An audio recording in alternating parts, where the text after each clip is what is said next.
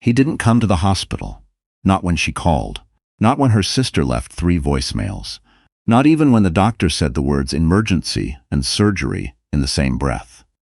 Lowell Prescott, her husband of 9 years, was 40 minutes away at a rooftop bar in downtown Chicago, celebrating a deal he hadn't bothered to tell her about. Hazel Prescott found this out later. The way she found out most things about her husband by then. Accidentally. A photo surfaced on a colleague's Instagram story. Lowell, in a linen blazer, a glass of bourbon raised, a woman named Tiffany Crane standing close enough that their shoulders touched. The timestamp read 9:47 p.m. Hazel had been unconscious on an operating table at 9:47 p.m. She didn't cry when she saw it. That surprised her. She'd cried so easily once. At commercials, at the last page of a good novel, at weddings she barely knew anyone at. But lying in that hospital bed with a drainage tube in her side and the particular hum of a cardiac monitor somewhere down the hall, she looked at the photo and felt something go very quiet inside her. Not numb. Quiet. Like the moment before a verdict. The surgery had been for her gallbladder, which had turned out to be not just inflamed but fully infected. The kind that required 3 hours under general anesthesia and a week's recovery if she was lucky. Her sister Nadia had driven her to the ER at 6 in the evening. Nadia had held her hand through the intake forms, had spoken to the surgeon, had called Lowell 4 times. He'd texted back once. With clients. Call you after. He showed up at the hospital the next morning at 11, smelling like coffee and dry cleaning. He brought flowers, a grocery store bouquet, the kind with a plastic water vial rubber banded to the stems. He set them on the tray table without looking for a vase. "You okay?" he asked. Hazel looked at him, at the flowers, at the way he stood near the door rather than beside the bed. "I had emergency surgery last night," she said. "I know." He sat down in the chair, the one Nadia had slept in. "The doctor said it went fine. The doctor told you that?" "I called this morning." She didn't say anything. He lasted 40 minutes. Said he had a 10 o'clock he couldn't move. Kissed her forehead on his way out. The kind of kiss that's really just lips touching skin. No pressure, no warmth. The door closed behind him and Hazel stared at the ceiling tiles and counted the seams. That was 14 months ago. The divorce was Lowell's idea. He brought it up on a Tuesday in March at the kitchen island, while she was making coffee, and he was pretending to read something on his phone. He said it the way people say they've decided to switch gyms. Matter of fact, slightly bored with themselves for having taken this long. "I think we should separate," he said. "Officially. Get a lawyer involved." Hazel set down the coffee scoop. "Okay," she said. He looked up. He'd clearly expected more. "That's it?" he said. "What would you like me to say, Lowell?" He didn't answer that. He went upstairs and came back down 20 minutes later with a bag, the kind you pack for a weekend trip. Hazel found out 3 days later that Tiffany Crane had an apartment in Lincoln Park. The math wasn't hard. She hired a lawyer named Ruth Kimball, a small woman in her early 60s, who wore reading glasses on a beaded chain and had the particular stillness of someone who had heard every version of this story and was no longer surprised by any of them. Ruth's office was in a brownstone off Michigan Avenue on the 2nd floor, with a window that looked out onto a courtyard where pigeons gathered around a defunct fountain. "Tell me about the business," Ruth said at their first meeting. Hazel told her.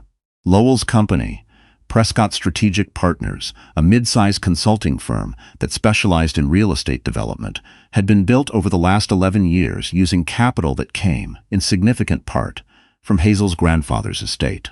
Her grandfather, Edmund Whitmore, had died when Hazel was 26 and left her, specifically, not the family collectively, a trust worth $4.2 million.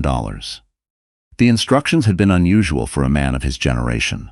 The money was Hazel's alone, to be used however she chose, and no future spouse was entitled to it. Her grandfather had been a quiet, careful man who had watched too many women in his family lose everything when a marriage ended. He'd had his lawyers draft the trust documents with particular precision. Hazel had lent Lowell $800,000 from that trust in the early years of the business, when a key investor had pulled out 3 weeks before a major acquisition. She had done this because he was her husband, and she believed in what he was building, and because at the time she could not have imagined a version of the future where this would matter the way it mattered now. The loan had been documented. Ruth had confirmed this with relief, with a repayment schedule that Lowell had largely ignored. According to Hazel's records, he had repaid $240,000 over 4 years, sporadically, in amounts that didn't correspond to any schedule. The remaining $560,000 plus interest, Ruth said, is a debt. Not a marital asset, a debt. What Lowell did not know, what he had, in fact, never once asked about, because Lowell was the kind of man who found other people's financial lives boring unless they intersected with his, was that Hazel's grandfather had structured the trust with a secondary provision. If the trust funds were used to support a business enterprise and that business ended without full repayment, the trust held a creditor's lien on the company's assets. Edmund Whitmore had written that clause in 1987, when he'd watched a business partner lose everything to a messy divorce. He'd added it to his granddaughter's trust documents almost as an afterthought. Neither Hazel nor her lawyers had thought to mention this to Lowell's lawyers. There was no obligation to. The proceedings began in May. Lowell's attorney was a man named Gareth Foley, who Hazel had met twice at firm dinners and both times found exhausting. The kind of man who performed certainty the way some people perform grief, loudly and with an audience in mind. Gareth sent Ruth a 47-page filing within the first 2 weeks, outlining Lowell's position. That the $800,000 had been a marital contribution, not a personal loan, and that the trust itself should be considered commingled with marital assets given the length of the marriage. Ruth read the filing, set it down, and said, "He has no idea about the lien." "No," Hazel said. "Does he know about the secondary provision at all?" Lowell never read the trust documents. He skimmed the summary I gave him when my grandfather died and said it was complicated and changed the subject. Ruth nodded slowly, the way she did when she was deciding something. "Then we wait," she said. "We respond to the commingling argument. We dispute the characterization of the funds. And we let him keep believing this is a negotiation about percentages. It wasn't. It was a negotiation about a company." The summer was hard in ways Hazel hadn't anticipated. Not the legal process, which moved slowly and methodically, and which Ruth managed with a precision that was almost calming. The hard part was everything else. The way the apartment felt after Lowell's things were gone. The specific silence of a home where someone used to be. She'd find herself standing in the kitchen at 7 in the morning with her coffee, looking at the chair where he used to sit, and she wouldn't feel sad exactly. She'd feel the absence of something. Not of Lowell himself, but of the person she'd been when she thought she knew him. That person was gone now, too. Her mother called every Sunday. Her sister called more often. Nadia had never liked Lowell. She'd never said so directly, because Nadia was careful with words, but Hazel had known. There's a particular look a sister gives at a wedding, a careful arrangement of the face. That means I hope I'm wrong about this. Nadia hadn't been wrong. What Hazel did not do that summer, cry over Lowell. Wonder if he was happy with Tiffany. Check his social media. She'd deleted the apps in March and hadn't reinstated them. She was 38 years old and had spent 9 years being a good wife to a man who'd spent the last 3 of them checking out.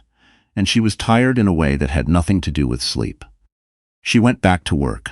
She'd put her landscape architecture firm, Whitmore Design, which she'd kept under her family name, despite Lowell's mild suggestions otherwise, on something like autopilot during the worst of the marriage and the worst of the health scare.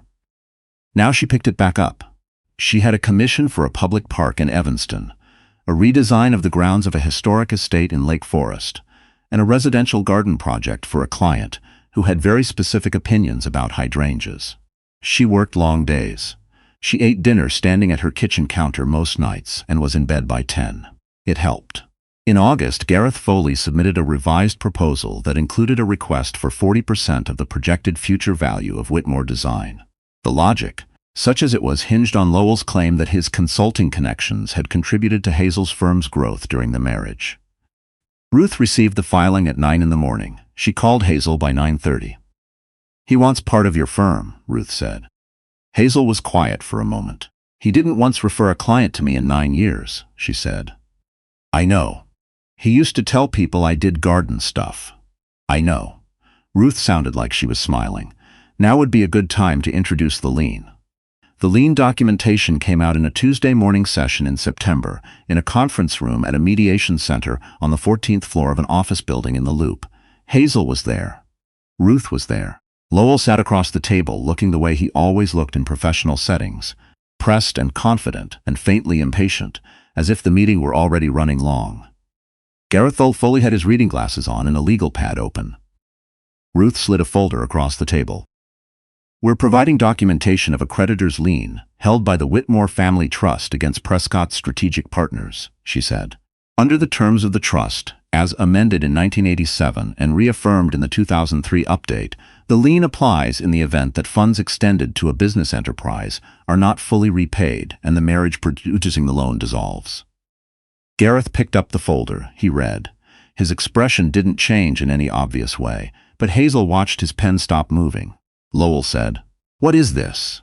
Ruth said, "The outstanding balance of your loan from the trust, $560,000, plus accrued interest at the terms specified in the original loan documentation, creates a creditor's position. In the event the loan is not repaid prior to the finalization of the divorce, the trust has the right to claim against company assets to satisfy the debt." Lowell looked at Gareth. Gareth set the folder down. "Give us a moment," Gareth said. Ruth said, "Of course." Hazel and Ruth stepped out. They stood in the hallway near a window. Below, Michigan Avenue was full of early September light, the kind of clear amber brightness that only appeared in Chicago for about 3 weeks a year before autumn arrived and meant it. "He's going to come back with something," Hazel said. "He is," Ruth agreed. But his options just got significantly smaller.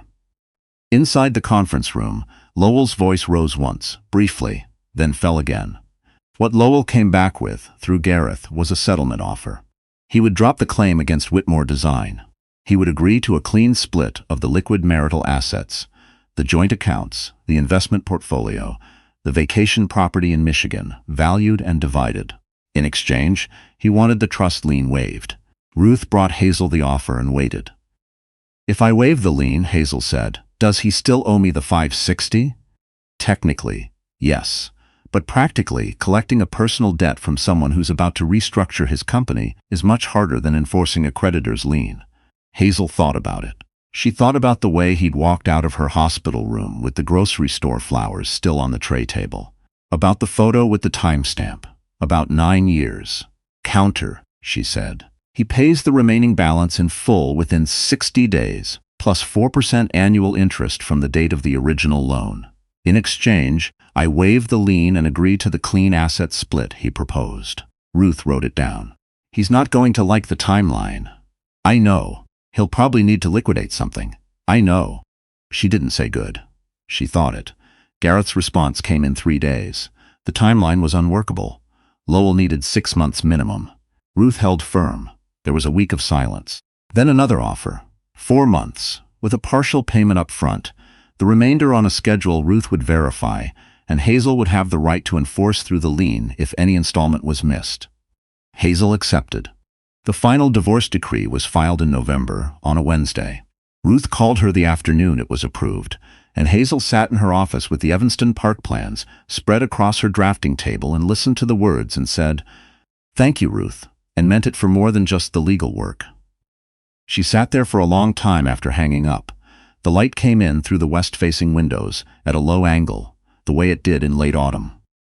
The park plans needed revisions to the drainage section. She had a site visit Thursday morning in Evanston. There were 3 emails in her inbox about the Lake Forest estate she needed to respond to before the end of the week. She pulled the plans toward her and picked up her pencil. The first payment from Lowell arrived in December, on the day specified in the settlement. Ruth's office confirmed it. The second arrived in February. The third came in April, 4 days early. Hazel noticed this only because Ruth's paralegal mentioned it. Not because she was watching for it. She'd stopped watching for things from Lowell the way you stop looking for a name on your caller ID. You notice the absence eventually, and then you realize the absence has become the normal state. Nadia took her out for dinner when the divorce was finalized. They went to a place in Andersonville that Hazel had always wanted to try, and Lowell had always found reasons not to. They sat at a corner table and drank too much wine, and Nadia said, at some point in the second bottle, "I want to say something without it sounding like I'm saying I told you so." "Say it," Hazel said. "I never thought you were wrong to marry him.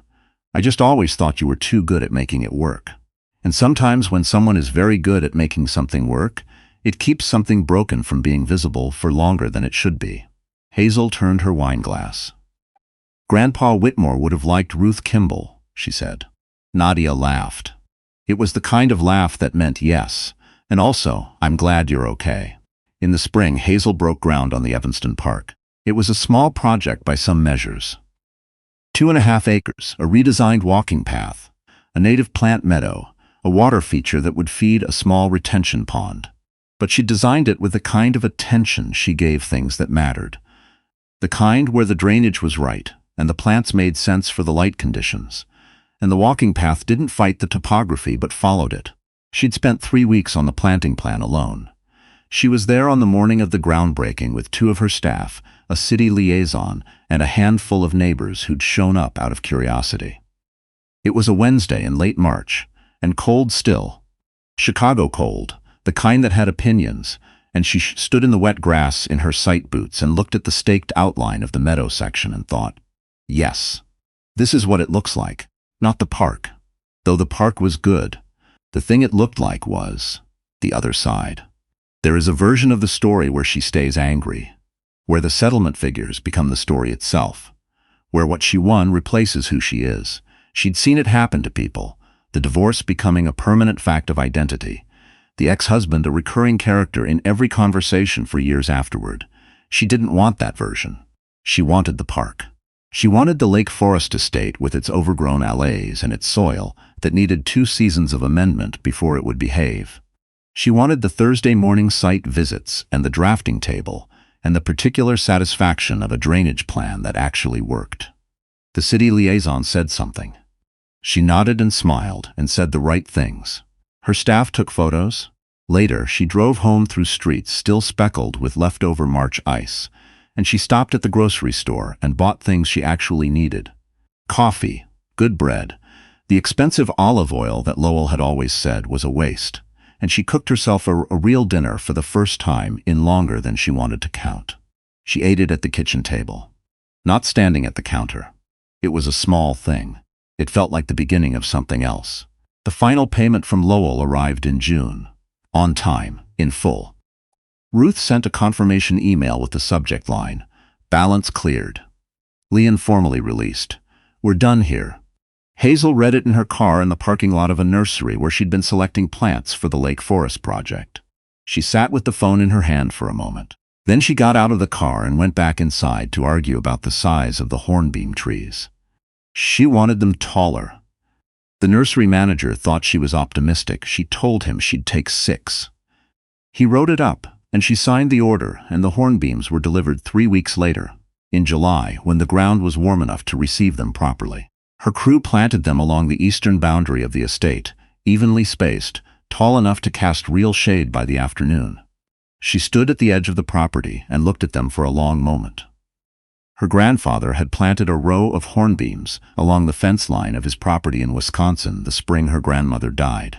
She'd been 9. She hadn't understood then why you would plant something that took 20 years to become what it was meant to be. She understood now.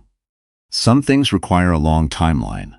Some things you plant not for yourself as you are now, but for yourself as you will be, or for the simple fact that the world is better with them in it. The trees stood in the July light, quietly assuming the form of what they would become. She drove home.